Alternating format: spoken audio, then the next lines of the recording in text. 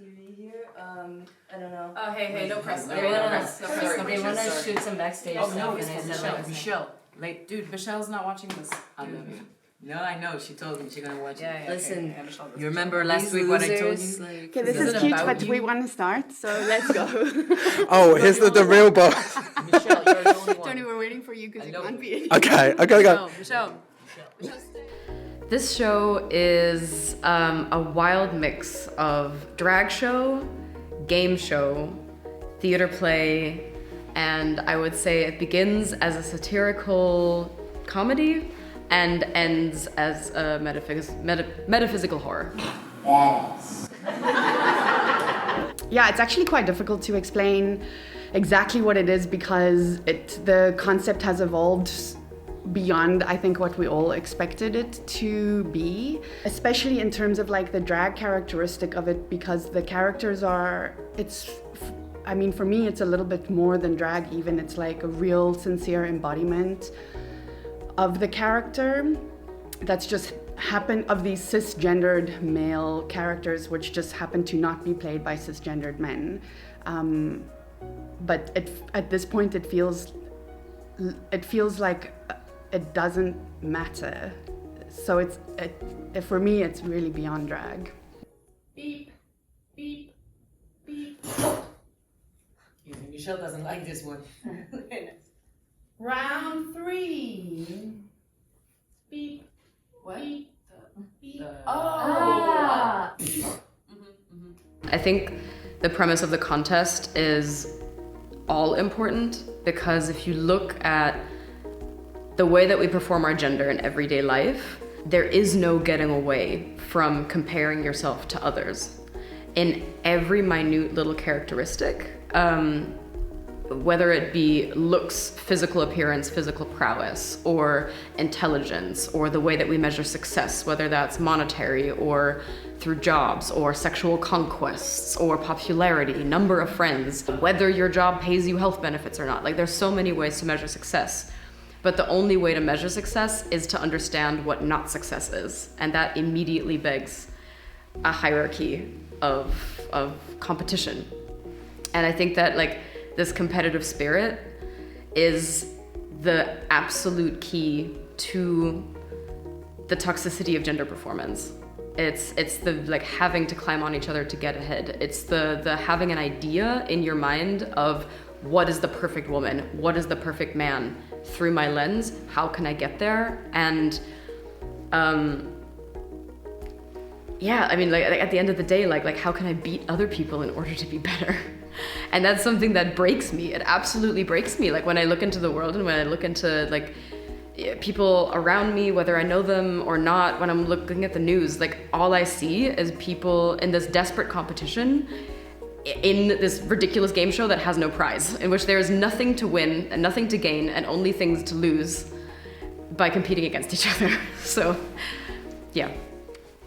I am sexy. I am sexy. Women find me very attractive. Women find me very attractive. No one can stand in my way. No one can stand in my way. I take control and act. I take control and act. You have this like gravitas, like Absolutely. like dragon coming out. Yannick is neurotic, very intelligent, really into Myers-Briggs tests. Strong, romantic, and competitive. Soft, blasé, and underdog.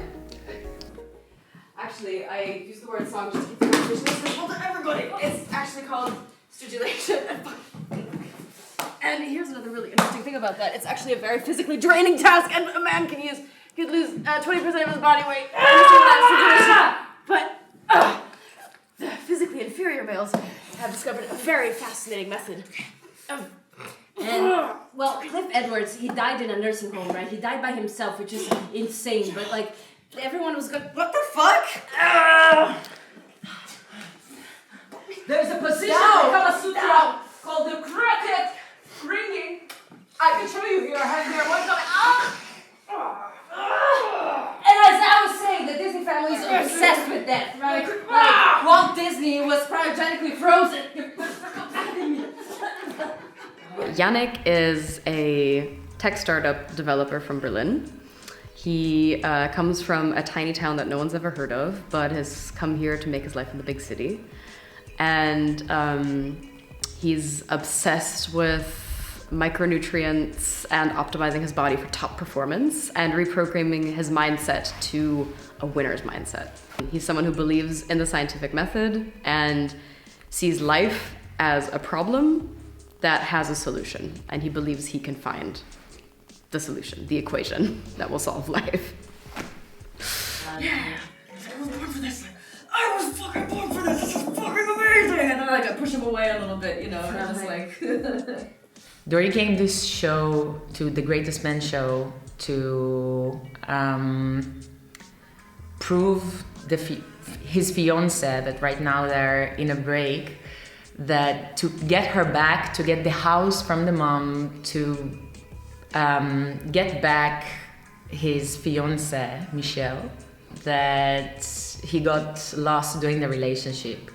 Dory gets to that show also because he grew up with only mom, and from very young age he gets to be the man of the house, with raise up also two siblings. And I think he got to that show to get the house for his mom, to get Michelle back, and to prove to the world that he's the greatest man. Oops. Felipe is a kind of soft boy, film buff. He cares too much, but he doesn't want to show that he cares. He's 23 years old. He's from Rio. He collects film memorabilia, and I guess I'm not gonna spoil too much, but he has quite an interesting part in the show. I just wanna inspire all little boys who are out there, especially like my 163 followers from my YouTube channel. The characters were created by each of us. I did not tell Booba to create Dory. Dory happened. And I certainly did not tell Zero to create Felipe. Felipe just sort of happened. And I felt in my blood and guts that like I needed Yannick to happen as some sort of cathartic exercise, so Yannick happened. And that's why that 2-week research and development period was absolutely crucial, because that's where those people and those characters began to take shape. And then I got to go away for a few months while I was in residency in Stuttgart doing another project. And I was just able to write. I was able to take everything that we had generated and make sense of it. So I chose the game show format. I chose to like basically create a framework that would push each of these characters to their absolute limits and push all of their buttons and all of their triggers, and then see how the characters would react. And I assumed how they would react based on our research, but then when I brought the script back in, of course, Booba and Zero had a lot of input on like how their characters would react, because it's really them building it. So it was a very collaborative process. So with Felipe, there are parts of him that are quite close to me, and then there are other parts that are completely the opposite of me. This thing about loving films and always quoting films and kind of living your life through films is very close to who I was when I was a teenager. I lived in a fantasy world because I had no friends, and I was always trying to relate to other people through something that I could understand, which were films. And I think that something else that is really close to me is that he cares a lot. But then something that is very opposite from me is that because he cares a lot, but he is really scared of getting hurt, or he's really scared of deceit, I guess. So he pretends not to care, and then he puts on this like, fuck this, I don't care, I don't give a shit attitude, which is not at all like me. I'm very, very passionate, very hard. But yeah, so I think I take this part of like he cares a lot, but then I put this other layer on top, which, yeah, I love it. I love playing the opposite because it's like, I mean, I'm an actor, so I always want to play something that is super different from me and that is a challenge, and that it's also based on, you know, people that I know, and or not based on, but that are things that I observe in people, and yeah, it's great. I think that what drives me to develop Yannick as a character that's performed on stage is not because I want to make fun of him or of people who are like him, but because I think I, as a person, need to understand where this mindset comes from, because I think it's something that is actually very pervasive and something that threatens me and frightens me sometimes when I encounter it. And that is why I need to dig into it and find an empathic connection. And I think the same is true for a lot of audiences. Like, I think we do live in a time when people see life as something that like can be solved or optimized, or where, you know, we as complex human beings can divide ourselves down into smaller pieces and perfect each one of those pieces. And especially in late stage capitalist nightmare world, solutions are being sold to us all the time. And in the context of the show, there is so much marketing, there's so much selling a concept, drinking the Kool-Aid that is this water that we swim in, which is, yes, there is a way to perform gender correctly. And Yannick is in the show as a character who buys into it 100%. And that's why we need him. He does not rebel. He thinks like, yes, I can win at this. I can be good at this. And if I drink enough of the Kool-Aid, I will figure this out. That's why we need Yannick. Did we do, we did take care of the bits of Well, we need a bit more time and love invested in the end. in the end. I hope I get a little bit of time over the weekend to polish the writing there. Yes, there is a combination between a lot of people that I met in my life. Yeah. This person reminds me only too well of many people that I know, and I will not be naming any names because I will get in trouble. Yeah, so Felipe, I wouldn't say Felipe is a carbon copy of people that I know, but I've definitely took some elements, let's put it this way, from cis men that I know, like these film bros, and he's also a YouTuber, so, you know, I take a lot from this like YouTube culture of like, hey guys, you know, today we're gonna talk about blah blah blah, don't forget to like and subscribe, this kind of element. I cannot mention names in particular, but yeah, definitely like, yeah, lots of inspirations from actual people. We are not able to like create a character if we never saw it, you know, we're only able to develop something that we saw in our life, so. Yes! Oh, that's the deep cut. Jesus. Okay, that's terrifying. I think the thing that really started this research loop for me was me confronting myself with the fact that most of the people that I considered heroes or idols or people that I looked up to when I was a teenager absolutely no longer held that place for me in my life, and literally are canceled, hence the name All the Heroes Are Canceled. So that was like the first research question. It's like, when everyone that you built your identity around when you were a young adult has like moved out of the sphere of people you want to be associated with, what do you do with yourself? And so it started as a very kind of like nuclear internalized line of questioning, and then I started doing a series of interviews with people, with just friends and connections about this topic, like, hey, who are people that you used to admire that you do not hold in esteem anymore? Why? And I think something that distilled out of every single one of those interviews is the fact that, as you grow older, your idea of like what an idol is or should be drastically changes. And since I am surrounded and also choose to surround myself with a lot of queer people and a lot of people that don't fit into a standard societal mold, a huge drastic change that happens is that you're a teenager and you're still trying to fit into the world that you believe you need to succeed in.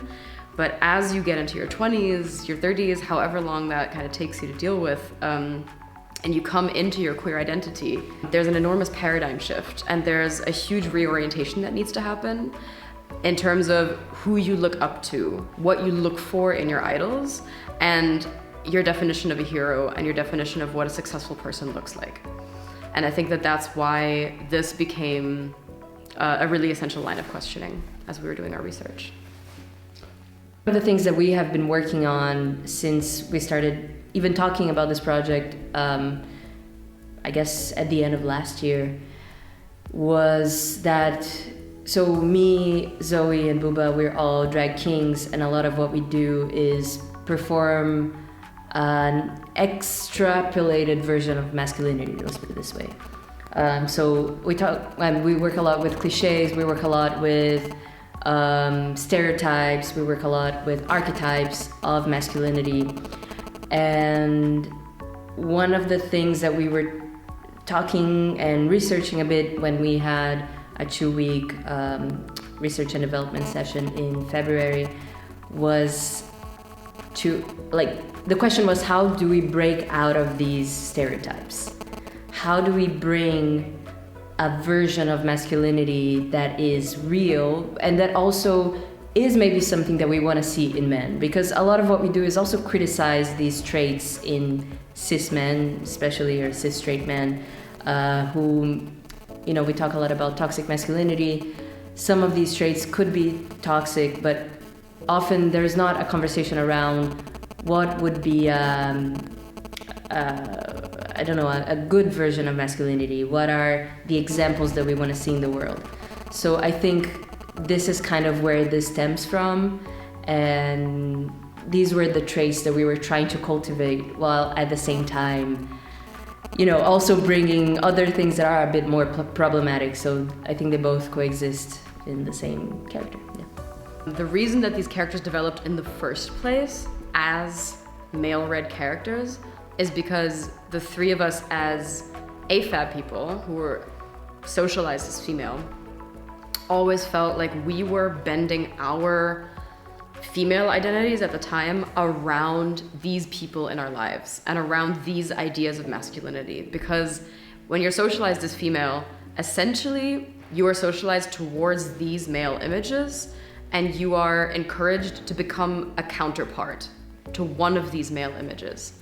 There's a theory of how gender was perceived in society and in the philosophy of especially Western society over time.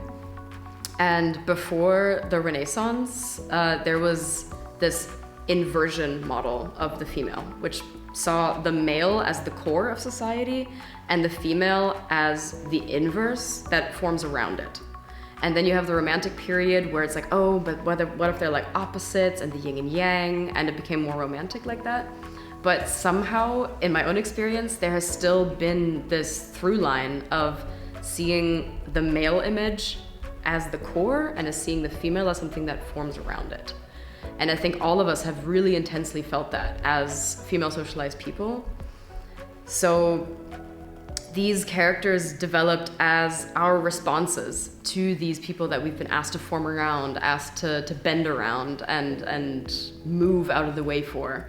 So it was an exorcism, I think, for us. It was a really important exercise for us to understand these stereotypes and why we perhaps used to succumb to them, why we laugh at them, why we get furious when we encounter them.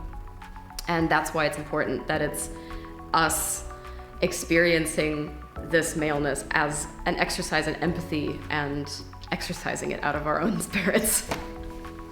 It was really interesting to come open every day to the research, rehearsal, and developing was one part specifically in in the research that we did.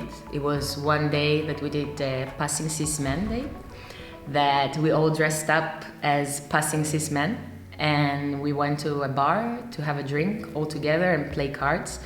And it was very interesting reaction from the people in the bar to how we look like. And I think that it was part that helped me a lot to understand how I perceive as cis men. And this is something that I definitely will take from this research and help me also to develop Dory, the character. All right, give it up for our three handsome gentlemen. Good game. Yeah? Now, before we get into the thick of it, let's hear a word from our sponsors. Okay. Yeah, no, that's good. Oh, guitar! No, sorry, man. No, let's do it. Come on, let's do it for sport. No, let's do it. Come on. Sorry. Child. Highest performance, higher endurance, maximum strength hydration, Hydrobro, bottled water for men. Why to not cast AMAB to that show?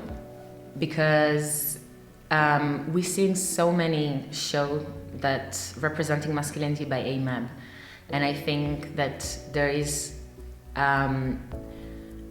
outside eyes, I will say, because we got different education as AFAB that can represent masculinity in a different way that we still didn't saw in the theater. I think a queer reading of this show is absolutely essential because all three of us performers are professional drag kings.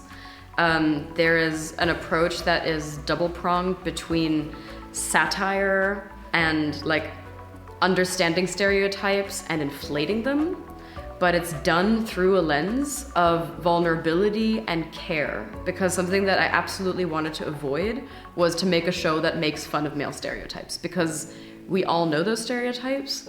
I think we can all agree we don't need those stereotypes in our lives and that they're extremely reductive and two-dimensional. And it's not what was important to me. What was important to me is understanding why these stereotypes exist, why we as a society, and also we as female socialized people, lean so heavily into those in our formative years. And that behind those stereotypes, there's always a human that is, at the end of the day, relatable, that has the exact same problems that the rest of us have. And it begs the question, like, how can we take care of our people and also our male socialized people better? And you need a queer feminist lens, I think, to approach this with the empathy it deserves. Actually, this is something that I've been thinking about because Zoe's script is so good. I mean, if you read the script, and then of course I was thinking, if the script is out there in the world and it's like properly finished and properly out there and people want to do it, what would it be like with three cisgendered men doing the roles? And I would be curious to see, but I can already see how excavating it is for the three performers to actually embody these roles. And they do have a little bit of distance because they didn't grow up as cisgendered men.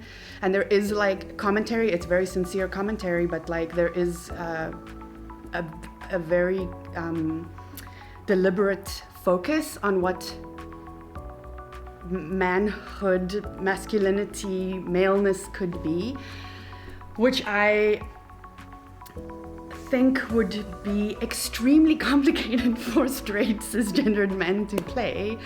I mean, yeah, maybe not, but I would be curious, but it's a good question about what would it be like. Yeah, I don't know. I want to see it. And I certainly don't need to be here! I think that what is interesting about us being drag kings is that we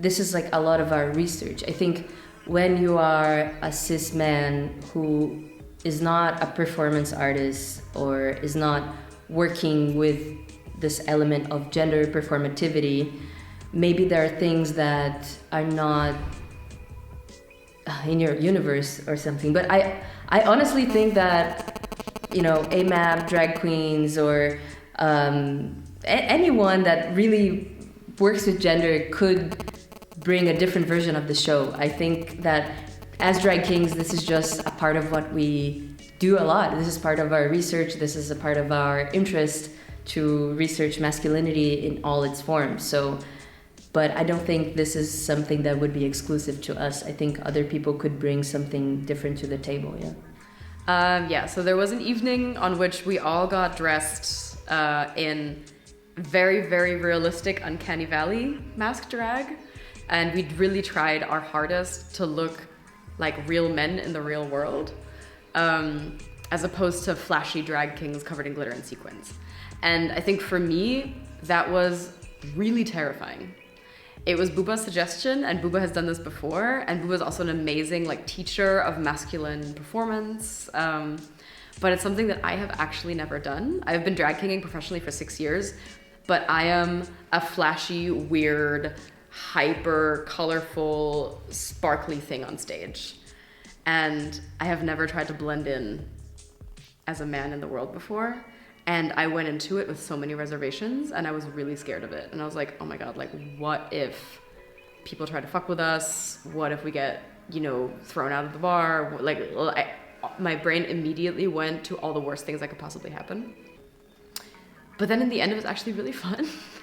And we just went to a bar, we kept to ourselves, had a couple of beers. Sure, we got some weird looks, but we just played this card game all night. And as we got progressively more drunk, we kind of forgot the act a little bit. We forgot that we were dressed up as dudes. And so the vernacular changed and the way we spoke to each other changed. And every once in a while, a babe would drop, be like, oh no, babe, yes, babe, this babe. And we'd be like, no, just stop saying babe. Dudes don't say babe. It was absolutely absurd and ridiculous, but a very eye-opening and fun experience. A lot of the work that's being produced by queer people, and this is a generalization, but it's very socially conscious because we are constantly having to direct our lives in very socially conscious ways. We don't really have the luxury of just skimming by without thinking about politics. And so the one thing that I'm really thinking about a lot as I'm seeing the performers go through the show, and the amount of tension that they have to carry in their bodies in order to really portray the characters of these men. Even one of the characters, who's a little bit more of a loose stoner type. I mean, that's also just a very superficial way of talking about it, but even that character has to carry so much tension in his body that and my concern for the performers, specifically now as we're working up and we're running the show a lot, is that they're walking out of the studio and continuing to carry the tension in their bodies as they're walking out into the world. And so I'm just thinking about how much we need to care for our mental health in a way that works through our bodies, because they're getting more and more tense every day as the rehearsal is kicking up, and their bodies are getting more and more tense, and I just want to shake them out and be okay, but just you have to let this go because this is not really who you are.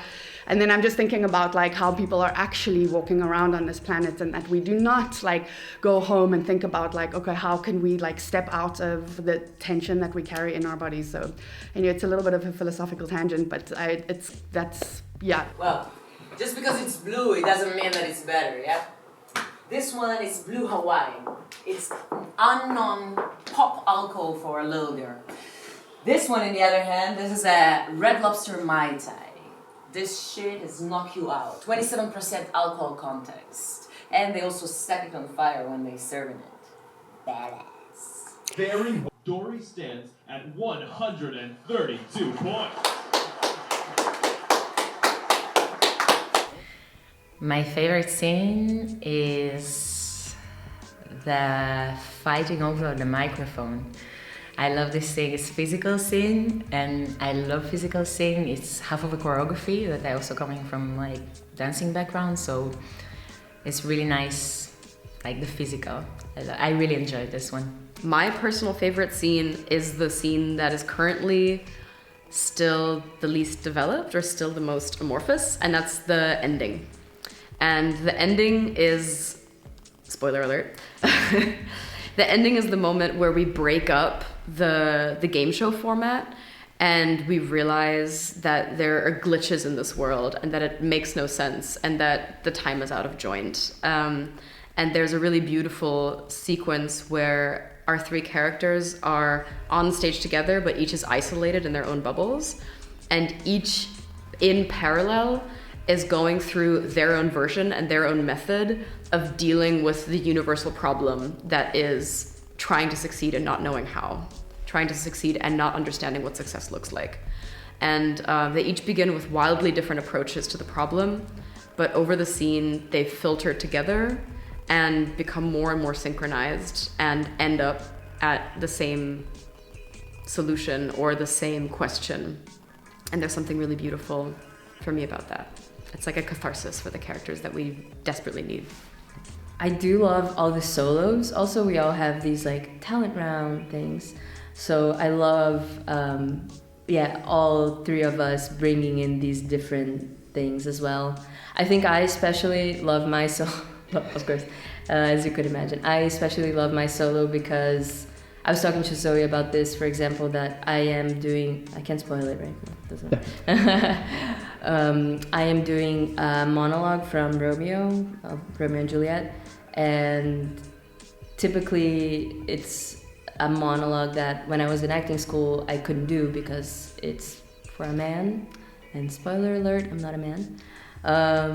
But this is the kind of show that I have the opportunity to do that in the theater space, which is wild to think about. Like, I'm doing Shakespeare for the first time on stage since acting school in this show. So yeah, it's great. I like all of them. They're all great scenes. Yeah. Her eyes in heaven would through the airy region stream so bright that birds would sing and think it were not night. Right now, the challenge is the end. It's like to find a way to break this, to break my character down. I think this is the challenge, to like get to a point of understanding. I think this is the most challenge, like the end. Yeah. The big challenge that I am having right now is to, and I think in a way, I don't want to speak for all of us, but I think this has been the challenge of our process maybe, is to take the drag out of the performance. And that sounds strange to say because in a way we're also doing drag, but we're not performing as drag kings, we are performing as men. So to look at these characters as characters instead of like, oh, I am performing a gender, right? So to take the commentary out, so it's not always like, oh, I'm doing this thing and I'm already commenting on it. I'm already saying like, oh, this kind of thing is stupid, or this kind of thing is like so typical of this kind of man. No, but to really feel it, to really sit with the character and really sit with the emotions that come up and with the barriers that these men put around them and not make a joke out of it. And I think this is the big challenge that I am facing. And yeah, let's see how it goes, I guess, at the end. The scene that's most challenging to me as a performer is this part where Yannick, as part of the talent competition, gives a hybrid between like an alpha affirmation meditation that becomes like a motivational battle speech, and he loses himself in the progress of these affirmations, because each of these affirmations is something that he says is a positive, like a I am respected, I am beautiful, I am enough. But each of these is actually a mask for the opposite feeling, like I am not enough. I do not feel comfortable in my own skin. I don't feel respected by my peers. And so like he becomes kind of drunk on this cocktail of the feeling that he's hiding on the inside and the things that are coming out of his mouth. And in order to push down that oncoming anxiety attack, he leans into the opposite spectrum, which is this really jarring, terrifying performance of hyperconfidence.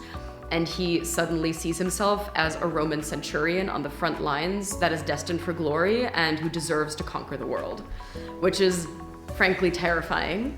And also like a little scary how fun it is to lean into that when I'm performing it. That's something that I need to talk to a therapist about. But it's an incredibly challenging scene. It's gonna be really, really challenging to see how the audience responds to that. And I'm curious to see how it works out. I am incredibly thankful for Z Hartman and for the dramaturgy advice that I've received, because having that outside eye has been absolutely invaluable. It's always a challenge for me not to step too hard into like a creative directorial or shaping role. But especially because like it's a difficult relationship to have with a creator if you're also a very strong creator. But with Zoe, so maybe it wasn't so much a challenge actually this time in the working relationship with Zoe, because Zoe immediately gave me a lot of freedom to contribute, just as they did to like pretty much everyone in the room. I mean, it is really, really so collaborative, the process that we've all been doing together.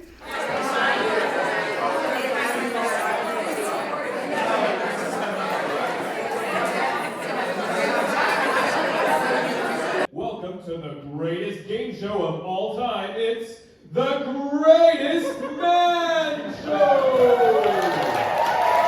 In terms of the audience response, I hope for an empathetic reading of these characters. I hope that I hope that we can achieve that each of these three characters begin as their very satirical, stereotypical characters at the beginning, and that over the arc of the play, they get broken down into their much more complex, difficult forms, and that by the end, they are so unbelievably human that no matter their flaws or no matter how they had to get there, they become incredibly relatable and incredibly sympathetic for our audience. Whether that, like, and that can be a very complex set of emotions. Like, you don't need to love them and want to be them. You don't need to have them be your heroes or idols by the end of the show, but you need to feel what they're going through. Honestly, I don't know. I hope they find it funny. I hope that it brings up questions. I hope that, you know, we can have these conversations at the end also, because this is why I do it after all, to like, yeah, let's talk about this. And even if it bothers them, even if it's problematic. If it's queer audience, I think that the response different. But hopefully, if it's straight audience or even men, I really hope that it's gonna be some men that will feel connect to find themselves in that character. I think I will feel very happy to know that there is a mad man that's watching me and feeling identified with me. I am a natural leader. I am leading from the front. I'm not sure that if Dory will watch this show, he will understand what I was trying to say. That I think also related for a lot of men, but hopefully, like, we're still developing the end. Hopefully, I think that it will touch a little bit. No, actually, when I'm thinking about this, I think when I'm thinking about the end that we're still developing, I think something in the end will make him a bit open and think and reflect about his life. I think Yannick would probably have a lot of critiques because he would immediately pick up on the fact that this show makes no sense at all. And I mean, it's interesting, right? Because he's in the show as the biggest fan of the show and the one who probably wants to win the most.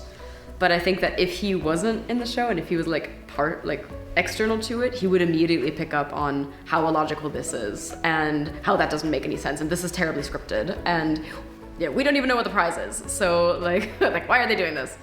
And I think he would be hypercritical.